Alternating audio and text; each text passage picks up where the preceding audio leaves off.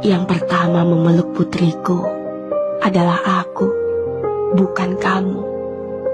Yang pertama mencium putriku adalah aku, bukan kamu. Yang pertama merawat putriku adalah aku, bukan kamu.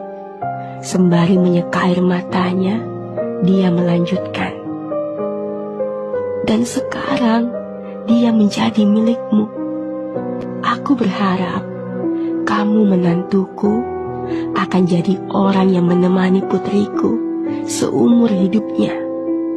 Jangan kau sakiti dia, apalagi perasaannya. Dan bila suatu hari nanti kamu tak mencintainya lagi, jangan beritahu dia, tapi beritahulah aku. Aku akan membawanya pulang.